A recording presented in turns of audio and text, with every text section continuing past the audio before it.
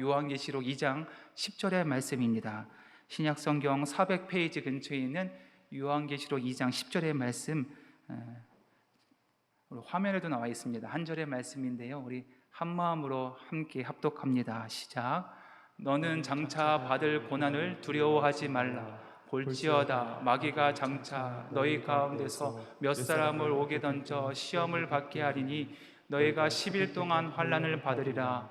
내가 죽도록 충성하라. 그리하면 내가 생명의 관을 내게 주리라. 아멘. 하나님의 말씀입니다. 아멘. 할렐루야.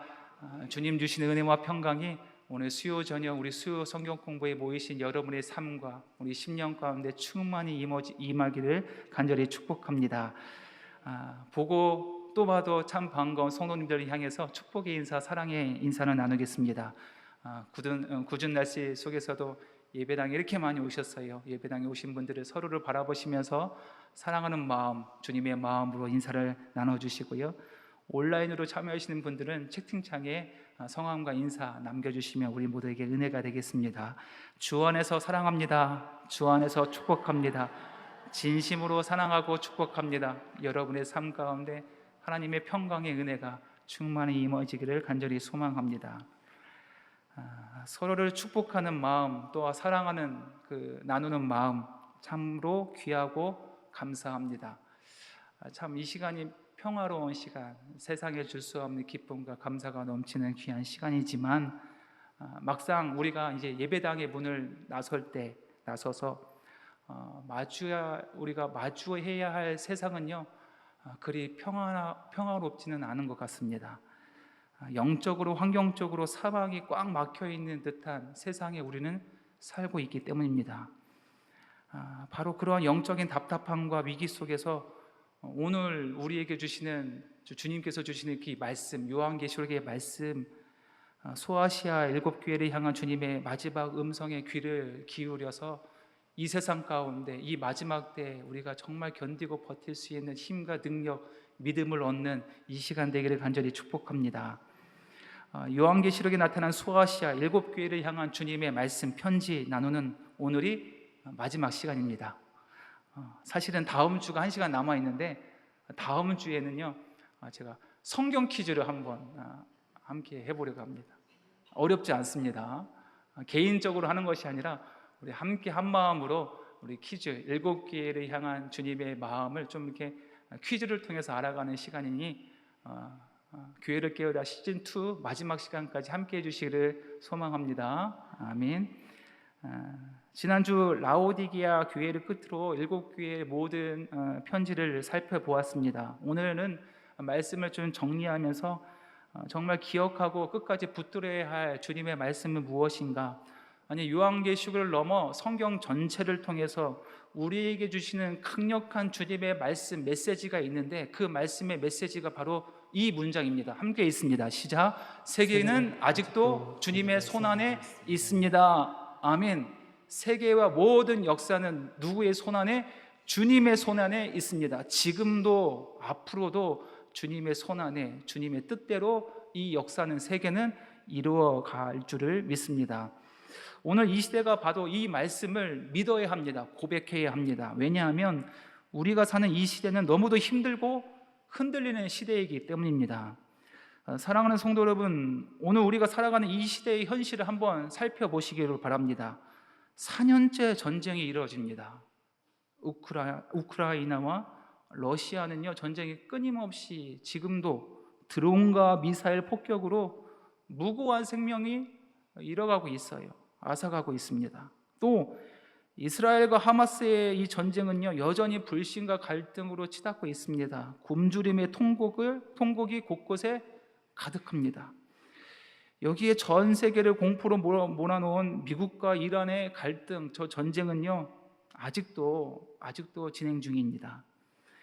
매일 인터넷 뉴스에서 업로드된 그 소식을 접하면요, 어떤 소식이냐면 참혹한 전쟁들의 소식이 가득합니다. 또 기후 위기로 인한 재난의 소식이 가득합니다. 이 시대에 살고 있는 우리의 현실이 이렇게 흔들리는 시대에 살고 있다는 거예요. 한치도 알 수 없는 시대에 우리는 살고 있다는 거예요. 이 전 지구적인 위기 가운데 우리 대한민국 땅은 안전합니까? 괜찮습니까? 아닌 것 같아요. 우리는 세계에서 가장 군사적 긴장감이 팽배한 분단 국가에 살고 있기 때문입니다. 한치 앞을 알 수 없는 국제 정세 속에서 우리의 삶이 흔들리고 있는 것이 맞습니다. 그런 시대를 지나고 있습니다. 이처럼 소망이 보이지 않는 세상 속에서 대체 우리는 어디에서 희망을 찾아야 하는가? 어디에서 희망을 붙들어야 하는가? 오늘 말씀의 질문입니다. 이처럼 힘들고 미래에 대한 진정한 희망이 보이지 않을 때 우리에게 들려오는 최고의 복음이 바로 사도 요한이 쓴 이 요한계시록의 말씀입니다. 아니, 주님의 음성입니다. 이 시대의 유일한 소망이 누구입니까? 무엇입니까? 예수 그리스도. 이것이 우리가 꼭 붙들어야 할 말씀이고 진리입니다. 주님께서 요한계시록을 우리에게 주실 때 목적이 있습니다. 요한계시록을 통해서 우리에게 두려움을 주시는 목적이에요? 아니에요. 우리 첫 시간에 나누었듯이 두려움을 주기 위함이 아니라 도리어 희망과 소망을 주시기 위해서 요한계시록을 우리 가운데 주신 것입니다. 소망을 주시고 능력을 주시고 버틸 힘을 주시기 위해서 요한계시록을 주셨다는 거예요. 그런데 어떤 시대 가운데 핍박과 재난의 시대를 살아갈 그리스도인들에게 힘을 주시고 능력을 주시고 버틸 힘을 주시기 위해서 요한계시록을 직접 주님께서 우리에게 주시는 거예요. 그동안 주님께서 이토록 간절하게 소망을 주시기를 원했다면 이 요한계시록을 통해서 받은 이 편지, 7교회의 교회들은 이후 그 역사 속에서 어떤 모습으로 보였을까? 사도 요한이 쓴 편지를 받은 7개의 교회들이 편지를 받은 이후에 역사 속에서 어떻게 교회가 부흥되고 발전되었는가 궁금합니다. 사실 이에 대한 역사적인 자료가 많지는 않습니다. 그런데 제한된 역사적 기록에 살펴보면 우리 주님이 예언하시고 예상하시고 용기를 주셨던 그 박해의 상황은 이루어졌습니다. 핍박이 역사 속에서도 그대로 전개되었습니다. 끔찍한 핍박, 기독교와 교회의 핍박이 전개되었습니다.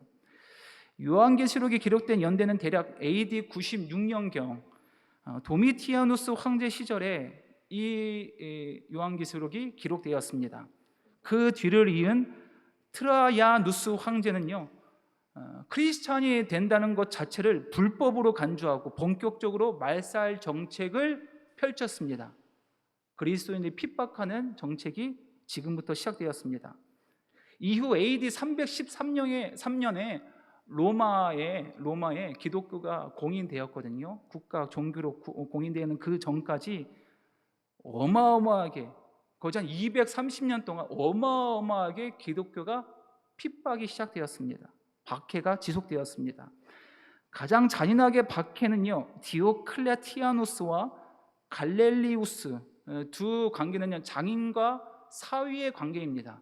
이 두 황제가 통치했던 시절이 가장 기독교가 잔인하게 박해했던 시절이었습니다. 그들은 기독교인의 완전한 제거의 목적으로 교회와 성경 모든 신앙 서적을 불태우고 다 태웠어요. 크리스천들을 학살하는 박해의 절정을 치렀습니다.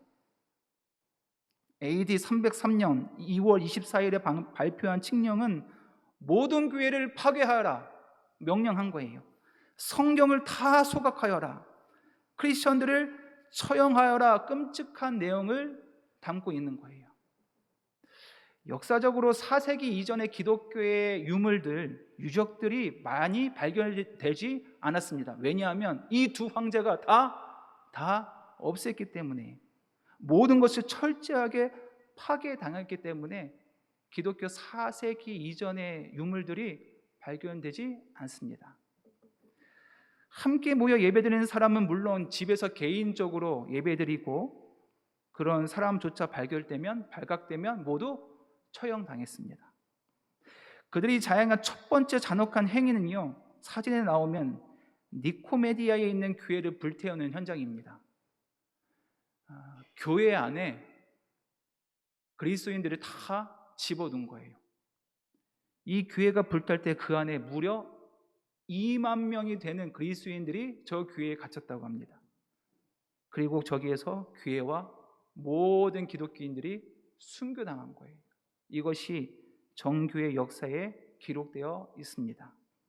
많은 성도가 공개적으로 참수당했고 목에 아주 무거운 납을 달아서 바다에 빠뜨립니다.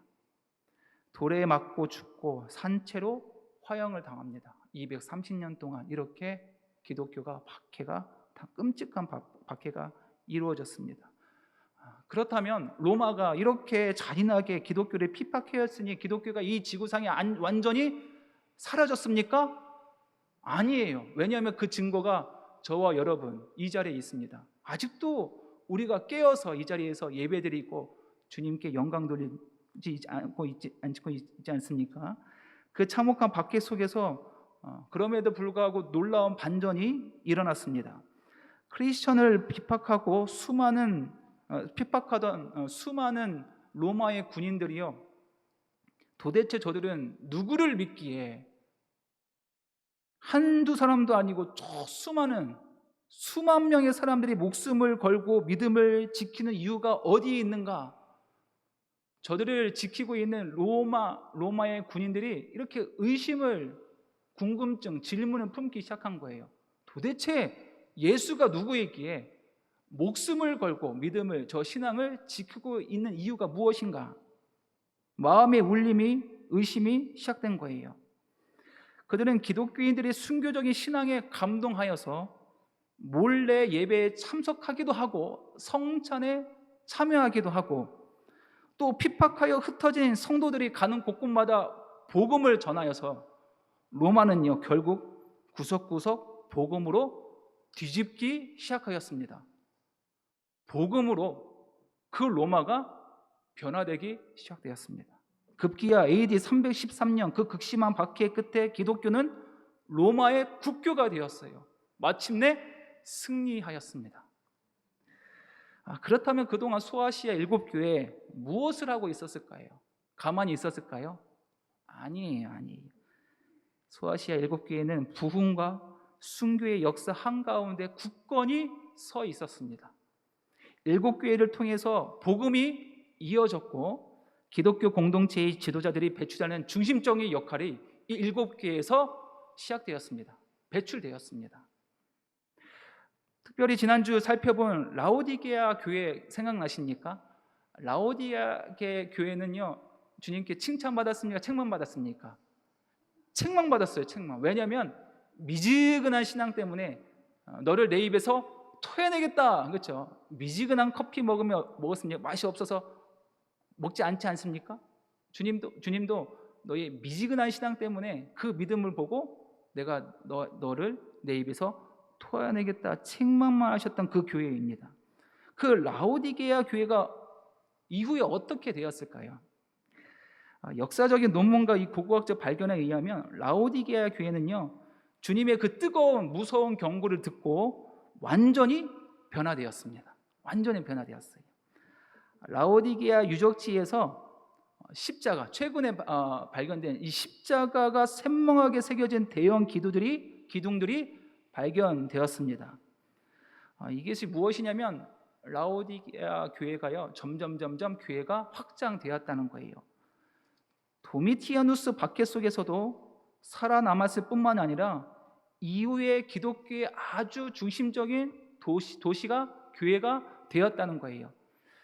그걸 어떻게 알 수 있냐면 4세기에는요 교회의 정통 신앙을 증명하는 라오디게아 공의회가 이 교회에서 열렸습니다. 그리고 니케아 공의회에 이르기까지 교회사에서 매우 중요한 인물들이 이 라오디게아 교회에서 배출되었습니다.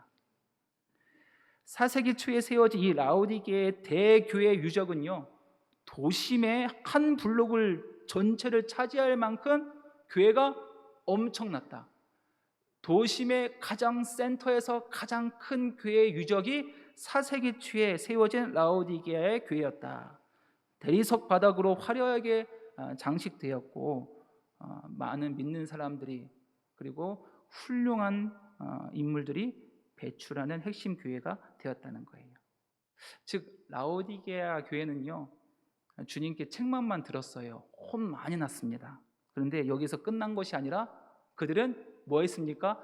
회개하여 영적 번성기를 맞이해야 했다. 그 이후에 편지를 받은 그들에게 편지를 주님의 말씀을 듣고 회개하고 영적 번성기를 맞이하였다는 거예요. 예수님의 강력한 경고와 책망의 말씀이 그들에게 선한 자극이 되었고 변화의 계기가 되었다는 거예요. 사랑하는 성도 여러분, 이 말씀의 자체, 메시지, 우리에게 주시는 메시지가 무엇입니까? 그들이 변했다면 우리도 변할 수 있다는 거예요. 비록 지금 우리 영적 상태가 미지근한 상태입니까? 우리를 짓누르고 괴롭히는 문제들이 우리 삶 구석구석에 가득합니까? 비록 우리 신앙이 아직 부족하고 미지근한 신앙일지라도 만왕이 왕이신 주님께서 우리를 돌이키시고 변화시켜 주신다는 거예요. 믿음으로 견디고 끝까지 가는 자에게 우리에게 다시 한번 새 날과 새 역사를 허락해 주신다는 거예요. 누가 변했듯이 라오디게아 교인들이 변했듯이 우리도 변할 수 있다. 라오디게아 교회가 다시 일어섰듯이 우리 가정과 교회가 다시 일어설 수 있다는 거예요. 오늘 이 시간 우리가 다시 뜨겁게 변화되는 축복의 시간이 되기를 좋으신 예수님의 이름으로 간절히 축복합니다. 아멘. 요한계시록 7교회의 편지를 마무리하면서 우리 주님께서 우리에게 주시는 강력한 메시지, 그것이 오늘 우리가 봉독한 요한계시록 2장 10절의 말씀에 나와 있습니다. 이 말씀을 메시지 성경 버전으로 다시 한번 읽어보겠습니다. 함께 읽습니다. 시작. 결코 포기하지 말라. 목숨을 잃는 한이 있어도 믿음으로 끝까지 견뎌내라. 내가 너를 위해 준비해둔 생명의 면류관이 있다. 아멘. 결코 포기하지 마십시오. 함께 따라해 볼까요? 결코 포기하지 말라. 우리가 포기하지 말아야 할 이유는 우리 앞에 싸울 것이 있기 때문입니다. 우리가 싸워야 할 미래가 내 눈앞에 있기에 우리 주님께서 우리에게 결코 포기하지 말라라고 말씀하십니다. 그렇다면 우리가 낙심치 않고 포기하지 아니하고 끝까지 믿음 지키려면 어떻게 해야 할까요? 오늘 4가지를 배우고 오늘 말씀을 마치고 합니다. 근데 이 4가지는요 우리의 몸과 연결되어 있어요. 연결되어 있는데요, 한번 따라해 보시기를 바랍니다. 우리 첫 번째, 발이에요. 발. 우리의 발은 어디에 있어야 됩니까? 함께 있습니다. 시작.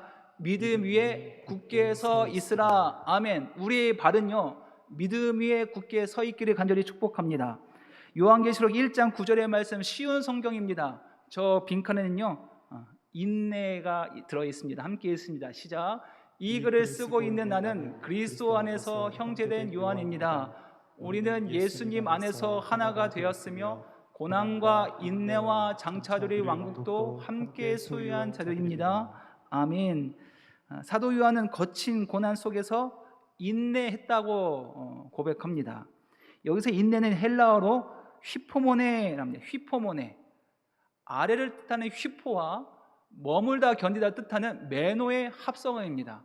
그래서 이 뜻은요, 위에서 짓누르는 어마어마한 압력을 하체로 견디는 거예요. 하체로 버티어 그 아래에 굳게 서서 견딘다라는 말이 이 휘포모네에 담긴 헬라의 뜻에 담겨져 있습니다.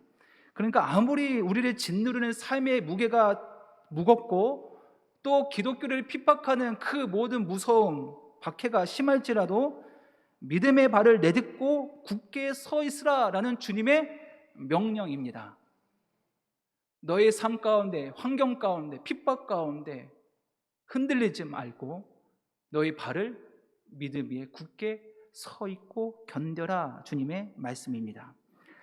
AD 320년 리키리우스 황제가 통치할 때 소아시아 이 터키 트리키어 지역에 세바스테라는 곳에서 감동적인 사건 하나가 있습니다. 당시 로마 군인들은 이렇게 고백해야 됩니다. 로마 군인들은 카이사르 황제가 주님이십니다라고 고백해야만 했습니다. 그러나 기독교인 군인들은 기독교인 군인들은 누가 주님입니까? 예수님만이 주님이십니다라고 고백했습니다. 황제의 가장 강력한 군단 중에 무려 40명의 군인이 오직 예수님만이 나의 주님이시라고 고백하면서 앞으로 당당하게 나갔습니다. 자기의 정체를 오픈한 거예요. 나는 그리스도인이고 주님만이 나의 주님이십니다. 예수님만이 나의 주님이시라고 당당하게 밝히며 앞으로 나갔습니다. 아글리 콜라 총독은요, 이들을 배교하게 만들기 위해서요 작전을 짰습니다. 한겨울에 저들을 옷을 다 벗기고 꽁꽁 얼어붙은 연못 얼음 위에 그들을 다 세워두었습니다. 끝까지 예수님을 주라 부르면 얼려 죽이겠다고 협박을 하는 거예요. 그리고 그 옆에는요, 얼음 옆에는 바로 따뜻한 온천수를 만들어서 유혹하는 거예요. 황제가 주님이시라고 한 번만 말하면 이 따뜻한 온천수에 갈 수 있다, 유혹을 한 거예요. 살려줄 수 있다, 유혹한 거예요. 40명의 이 믿음의 군인들은요, 살을 가르는 추위 속에서도 서로 어깨를 부르며 붙잡고 발을 동동 구르며 얼음 위에 버티고 견디고 서 있었습니다. 그런데 한참 시간이 흐르자 한 명의 군사가 너무 추운 거예요. 너무 견디기 힘든 거예요. 추위를 이기지 못하고 카이사르가 나의 주님이십니다 라고 나온 거예요. 따뜻한 온천수로 쏙 들어갔습니다. 총독이 그것을 보며 비웃습니다. 거봐라, 너희도 나머지 39명은 그렇게 고백하고 나올 것이다. 그 순간 얼음 연못가에서 그들이 지키고 서 있던 로마 경비병 한 사람이 깊은 감동을 받아서 스스로 군복과 무기를 다 벗어놓고 속옷 차림으로 얼음 연못을 향해서 나아갑니다. 나머지 39명을 향해서 나아갔다는 거예요. 그래서 그의 입에서 이렇게 고백합니다. 예수님이 나의 주님이십니다. 총독이여, 여전히 여기는 40명이 남아 있습니다. 저 걸음이 바로 그 걸음입니다. 한 명은 나갔지만 한 명이 다시 돌아와서 여전히 40명의 믿음의 군사가 채워졌다는 거예요. 믿음의 발로 견고히 서 있는 우리가 되기를 간절히 축복합니다. 아멘. 서 있기 좋을 때 서 있는 것은 누구나 다 할 수 있습니다. 그런데 도저히 신앙생활을 유지할 수 없을 것 같은 위기와 아픔 순간에 믿음의 발로 굳게 버티고 서 있는 거 참 어렵습니다. 근데 그 자가 진짜 믿음의 군사입니다. 우리가 어떻게 이토록 굳게 설 수 있습니까? 우리의 발이 믿음 안에 어떻게 굳건히 서 있을 수 있습니까? 내 힘, 내 전력, 내 능력이 있습니까? 아니에요. 요한계시록 1장 9절의 말씀에 보면 사도 요한은 예수님 안에서 인내했다라고 해요. 예수님 안에서 인내했다라고 고백합니다. 예수님 안에서 인내하며 서 있을 수 있다라고 고백했다는 거예요. 우리 예수님의 말로 진정으로 십자가에서 견디셨어요. 버티셨습니다. 모든 고통과 죽음과 사탄의 권세 앞에서 무릎 꿇지 아니하고 견디고 버티셨다는 것. 든든히 서 계셔서 우리에게 구원의 완성을 주셨다는 거예요. 승리하셔서 우뚝 서 계신 그 예수님 안에 머물 때 우리도 서 있을 수 있는 능력을 공급받을 수 있는 거예요. 한번 따라해 볼까요? 나는 예수님 안에서 굳게 서 있을 수 있다. 예수님 안에서 굳게 서 있을 수 있다. 아멘, 아멘. 나는 부족하지만 예수님 안에 있으면요, 서 있을 수 있는 하늘의 능력을 공급받을 수 있다는 거예요. 주님이 우리를 지키시고 다시 세우실 수 있기에 우리는 견고히 오늘도 서 있을 수 있습니다. 아멘. 자, 두 번째입니다. 두 번째 뭐일까요?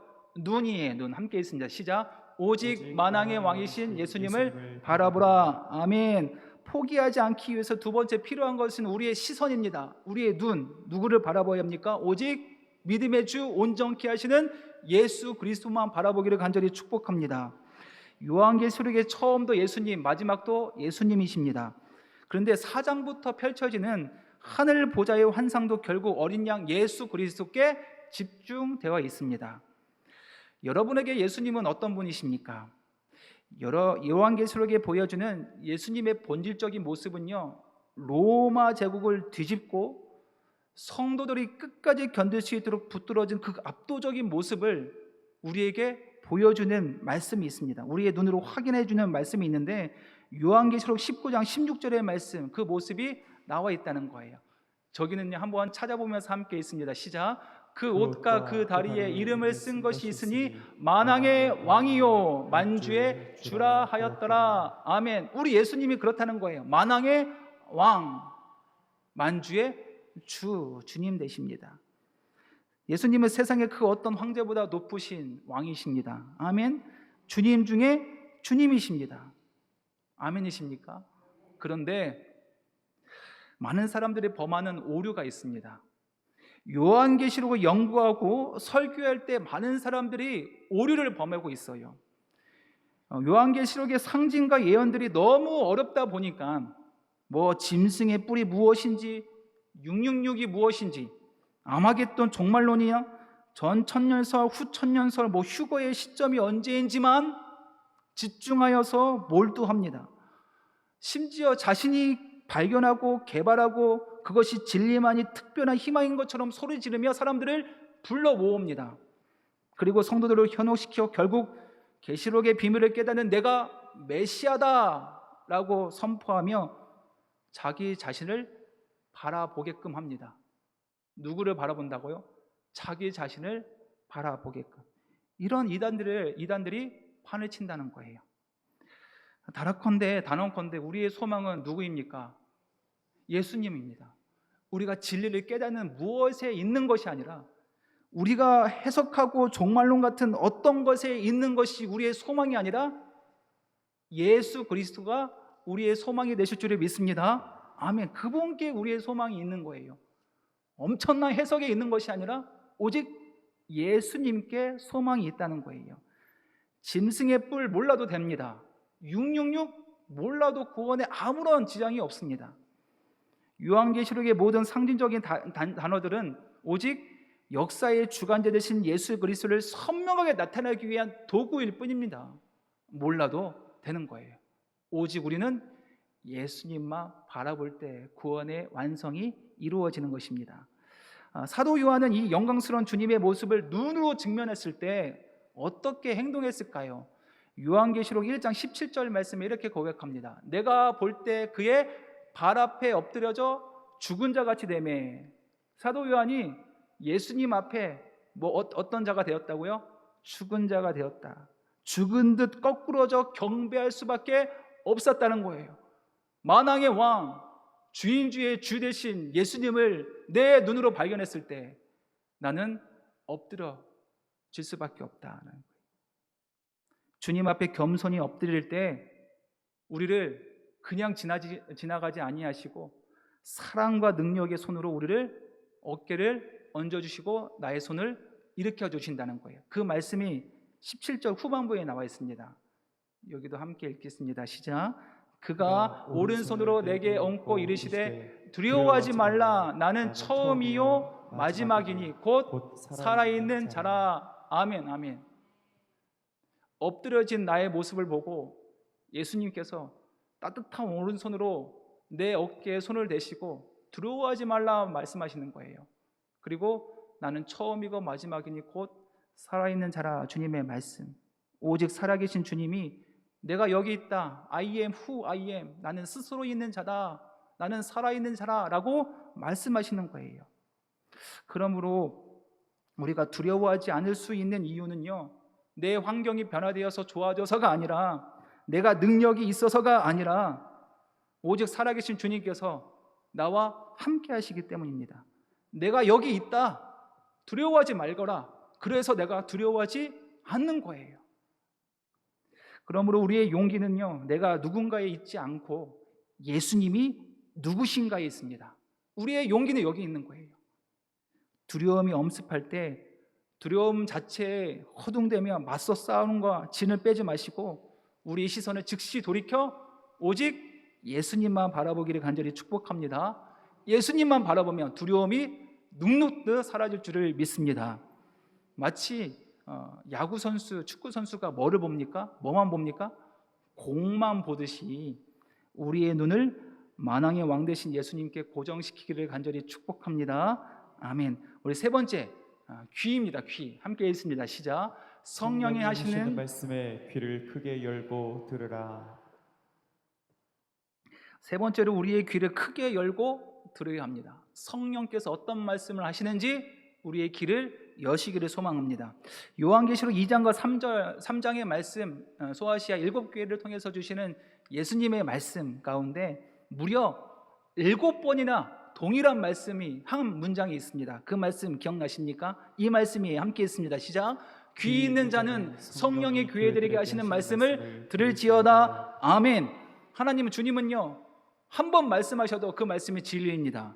절대적인 진리인데 무려 몇 번씩이나 7번씩이나 각 교회마다 편지를 쓰면서 마침표를 귀 있는 자는 성령이 교회들에게 하시는 말씀을 들을지어다 라고 명령하십니다.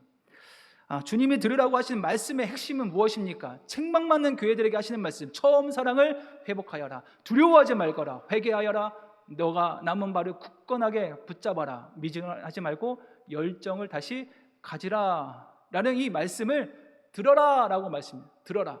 귀 있는 자는 들어라. 귀, 우리 모두에게 주시는 성령의 말씀이에요. 주님께서 주시는 가르침과 경고였습니다. 그런데 이 경고의 말씀을 무시한다면, 회개하지 않는다면, 귀를 닫는다면 우리는 어떻게 될까요? 요한계시록 2장 5절의 말씀 엄중하게 말씀하시는데요, 만일 그리하지 아니하고 회개하지 아니하면 내가 가서 내 촛대를 그 자리에서 옮기리라. 아멘. 여기서 촛대를 옮긴다라는 말씀은요, 구원을 취소한다라는 말씀이 아니라 교회의 영적 영향력을 상실하게 하겠다라는 거예요. 교회의 영향력, 영적인 선한 영향력을 너의 교회에서 빼앗아가겠다라고 말씀하신다는 거예요. 우리 남성교회가 이 시대 속에서 이 영적인 선한 영향력을 잃지 않기 위해서는요, 뭐를 들어야 합니까? 하나님의 세미한 경고와 주님의 음성을 귀 기울여야 합니다. 요한계시록에 말씀하시는 주님의 경고를 우리 교회가 귀를 열어 들어야 합니다. 들어야 됩니다. 좋은 부모는 자녀를 양육할 때 끊임없이 참고 인내합니다. 그렇죠? 인내해야 합니다. 그런데 때로는 위험하고 어려운 일 앞에서 경고하기도 합니다. 경고해요. 왜냐하면 한 발짝만 더 가면 낭떠러지가 있으니 경고하고 붙잡아야 하지 않습니까? 더 이상 가면 안 돼. 다그치고 경고합니다. 그리고 끝내 듣지 아니하면 어떡합니까? 매를 들어서라도 그곳에 가지 못하게 하는 것이 부모의 마음입니다. 그런데 경고도 없이 분노하고 폭발시키는 부모도 문제가 있고, 말로만 경고한다 하시면서 아무 징계나 아무 결과가 없는 부모도 자녀를 망칩니다. 말로만 하고 행동이 없는 부모도 자녀를 망친다는 거예요. 우리 하나님은 최고의 부모님이십니다. 부모님이시기에 나를 위해서 오래 참고 인내하시며 경고하시되 끝까지 듣지 않으려 할 때는 반드시 촛대를 옮긴다라고 말씀하신다는 거예요. 그 결과를 행하신다는 거예요. 이 말씀은 협박이 아니라 이것은 영적인 사실이고 진리라는 거예요. 이 역사 속에서 이 진리, 이 경고를 무시했다가 파멸한 가장 대표적인 사건이 있는데 그게 바로 타이타닉 호입니다. 당시 세계 최고의 호화 여객선이었던 이 타이타닉 호는요, 침몰하기 전까지 주변의 다른 배들로부터 경고를 많이 받았어요. 빙산이 떠다니니 조심하십시오. 빙산이 수없이 많으니 조심하십시오. 무정 경고가 끊임없이 날아왔습니다. 당일 정오에도 나왔고 오후 5시 30분, 오후 5시 38분, 밤 9시 55분까지 빙산이 가까이 있으니 조심하십시오 라고 타이타닉호 무전실에는 이 거대한 빙산에 대한 리포트가 엄청나게 쌓여 있었다는 거예요. 그런데 승리에 도취된 이 타이타닉호의 무전 기사는요, 귀찮은 듯이 들었음에도 불구하고 귀찮은 듯이 주변 배들을 향해서 마지막 이렇게 외칩니다. 시끄럽다는 거예요. 나는 지금 승객들의 사적인 메시지를 문자를 보내느냐 정신이 없으니 너 그만하라는 거예요. 이 경고의 메시지 그만하라는 거예요. 타이타닉은 침몰되기 전 여러 차례의 빙상 경고를 받았습니다. 그런데 그 경고를 심각하게 여기지 않았습니다. 결국 수많은 경고가 있었음에도 불구하고 빙상과 충돌하여 침몰하게 되었습니다. 침몰하고 말았습니다. 그 큰 배, 그 호화스러운 그 배가 침몰했습니다. 문제는 경고가 없었던 것이 아니라 경고를 흘려들었다는 거예요.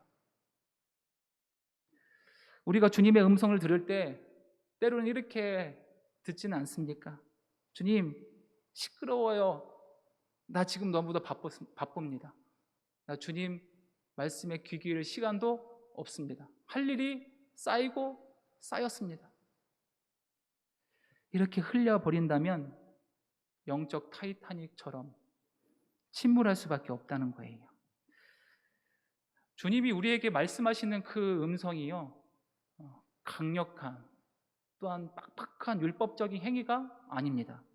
주님이 우리에게 말씀하시는 그 음성은 내가 너와 함께 인격적인 교제를 나누고 싶구나, 내가 너 안에 들어가고 온전히 들어가고 싶구나 라는 이 인격적인 주님의 음성입니다. 이 사랑의 음성.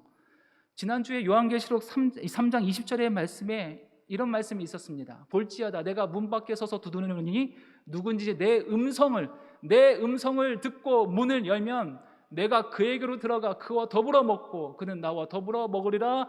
아멘. 주님이 이거를 하고 싶어서 우리에게 말씀하신 음성을 들려주시는 거예요. 그저 나에게 와서 함께 먹고 마시면서 인격적인 교제를 나누고 싶어 하시는 주님의 마음을 듣고 우리의 마음을 열기를 간절히 축복합니다. 우리의 귀를 열어 주님의 말씀에 순종하는 성도들 되기를 간절히 축복합니다. 우리 마지막으로 우리의 마음입니다. 함께 있습니다. 시작. 모든 눈물을 닦아주실 주님의 계획에 맞추라. 아멘.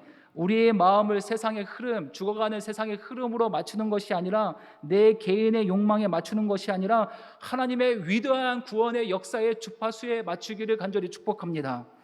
요한계시록 전체는요, 하나님이 나를 향한 메시지가 있습니다. 인류를 향한 완벽한 마스터 플랜이 있습니다. 완벽한 계획이 있다는 거예요.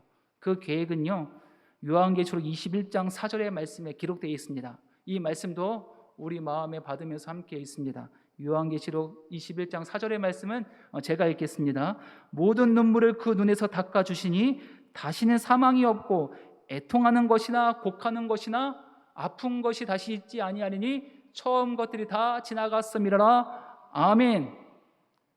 이 말씀, 완벽한 인류를 향한, 나를 향한 하나님의 완벽한 구원의 계획의 말씀입니다. 그리고 그 보좌에 앉으신 이가 이렇게 말씀하십니다. 5절, 이어지는 5절의 말씀입니다. 5절의 말씀, 보좌에 앉으신 이가 이르시되 보라 내가 만물을 새롭게 하노라. 아멘. 아멘. 이것이 최후 승리에게 주시는 하나님의 귀한 선물입니다. 우리를 향한 하나님의 영원한 계획입니다. 최후 승리자에게 주시는 하나님의 영원한 계획. 그 나라에는 더 이상 아픔도 죽음도 없습니다. 애통하는 눈물도 없습니다. 이 땅에 우리를 괴롭히는 병도 없고 암도 없습니다. 치매도 없습니다. 그 어떤 아픔도 이별도 고통도 존재하지 아니한 완벽한 새하늘 새 땅이 우리에게 주어진다는 것, 우리를 기다리고 있다는 거예요. 우리의 마음을 여기에 고정시켜야 합니다. 저 천국 소망, 주님의 약속의 말씀에 고정시켜야 합니다. 고정시킬 때 오늘 우리는 견딜 수 있는 거예요. 이 아픔을 또 견딜 수 있는 거예요. 왜? 우리 마음이 어디에 닿아 있기 때문에, 천국의 소망에 닿아 있기 때문에 오늘 우리의 눈물의 골짜기를 견디고 버틸 수 있습니다. 말씀을 맺습니다. 우리 앞에는 여전히 영적으로 치열하게 싸워야 할 미래가 앞으로 겹겹이 쌓여 있습니다. 기다리고 있는 거예요. 그러나 두려워하지 마십시오. 우리의 눈으로는 누구를 봅니까? 만왕의 왕 되시는 예수님을 바라보고 우리의 귀는 성령이 말씀하시는 그 음성을 들으면 됩니다. 우리의 마음은 천국의 주파수, 천국의 계획에 맞추고 우리의 믿음의 발로 굳게 서 있으면 됩니다. 아멘. 그렇게 하면 됩니다. 그곳으로 성령과 신부가 오늘 우리를 향해서 간절하게 외치는 음성이 있는데 요한계시록 22장 17절의 말씀 함께 있습니다. 시작. 성령과 신부가 말씀하시기를 오라 하시는도다. 듣는 자도 오라 할 것이요 목마른 자도 올 것이요 또 원하는 자는 값없이 생명수를 받으라 하시더라. 아멘. 아멘. 사랑하는 성도 여러분, 주님은 오늘 우리에게 지치지 않은 음성으로 말씀하십니다. 뭐라고요? 오라 오라 오라. 나에게 오라라고 초청하십니다. 이 거룩한 초청에 응답하여 순종하기를 간절히 축복합니다. 주님 앞에 나오십시오. 주님 앞에 나오면 하늘에 공급하시는 그 은혜, 영원히 목마르지 않은 생명수를 마시며 믿음 위에 굳건히 서 있는 그 능력을 우리에게 주실 줄을 믿습니다. 또한 이 구원의 자리에 참여하지 못하는 많은 자들이 있습니다. 사랑하는 우리 가족들, 내 마음에 품은 태신자들, 그들을 향해서 우리 끝까지 기억하고 기도해야 합니다. 이제 우리가 그들을 향해서 주님께로 오라라고 사랑으로 외쳐야 합니다. 그들도 함께 저 천국 소망을 바라보면서 오늘도 천국의 믿음의 길, 영원한 생명의 길 함께 걸어야 하지 않습니까? 새 생명을 얻고 은혜의 생명수를 마셔야 하지 않겠습니까? 오늘도 주님의 인지하신 그 음성을 듣고 그 사랑의 품 안에 안겨 주님께 더 가까이 가기를 소망합니다. 내 힘으로 서려고 버둥대지 마시고 사도 요한처럼 만왕의 왕 주님 앞에 어떻게 해야 됩니까? 엎드리면 됩니다. 엎드리면.